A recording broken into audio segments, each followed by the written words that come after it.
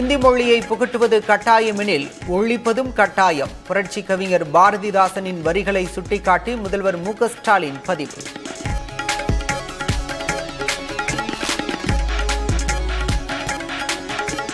ஒருங்கிணைந்த அதிமுகவால் தான் தேர்தலில் வெற்றி பெற முடியும் என ஓ பன்னீர்செல்வம் கருத்து. ஜெயக்குமார் உள்ளிட்டோர் சிரிப்பு அரசியல்வாதிகள் என்றும் விமர்சனம். இணைந்து செயல்பட்டால் உண்டு வாழ்வு என்ற நிலையில் அவர்கள் இன்றைக்கு இருக்கிறார்கள் என்பதை தெரிவித்துக் கொள்கிறேன். இந்த ஜெயக்குமார் மற்றவங்களுக்குலாம் பழனிதான் ஆள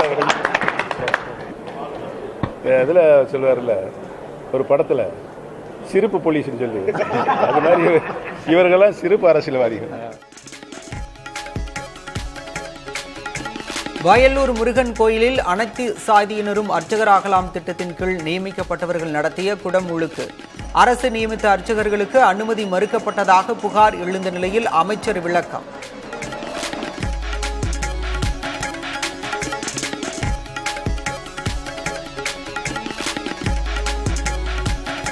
எலக்ட்ரானிக்ஸ் பொருட்களை உற்பத்தி செய்யும் ஜப்பானின் முராட்டா நிறுவனம் சென்னையில் ஆலை அமைக்கிறது.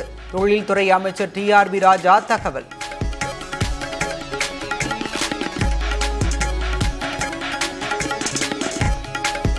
திருப்பரங்குன்றம் மலை சர்ச்சை தொடர்பான வழக்குகளை தள்ளுபடி செய்தது உயர்நீதிமன்ற மதுரை கிளை. மக்கள் அமைதியாக இருந்தாலும் நீங்கள் சண்டை போட வைத்து விடுவீர்கள் என நீதிபதிகள் கருத்து.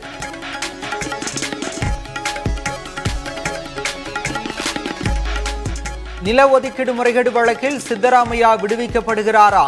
சித்தராமையா உட்பட 4 பேருக்கு எதிராக எந்த ஆதாரமும் இல்லை என லோக் ஆயுக்தா காவல்துறை விளக்கம்.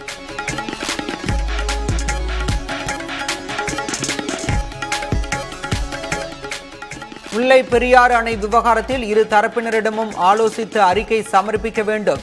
மேற்பார்வை குழுவிற்கு உச்சநீதிமன்றம் உத்தரவு.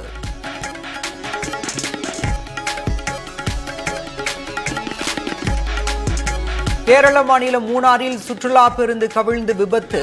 நாகர்கோவிலைச் சேர்ந்த கல்லூரி மாணவர்கள் 3 பேர் உயிரிழப்பு.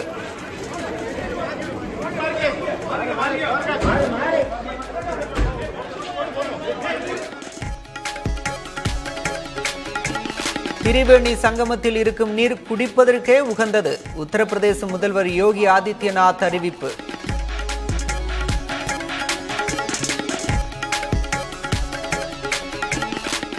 நியாயமான முறையில் யுக்ரைன் ரஷ்யா இடையிலான போரை முடிவுக்கு கொண்டுவர ஒப்பந்தம் மேற்கொள்வதே இலக்கு.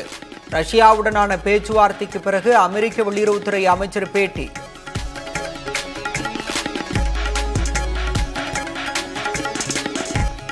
ஐசிசி ஒருநாள் கிரிக்கெட் பேட்ஸ்மேன் தரவரிசை பட்டியலில் இந்திய வீரர் கில் முதலிடம். பாகிஸ்தானின் பாபர் ஆசமை பின்னுக்கு தள்ளி அசத்தல்.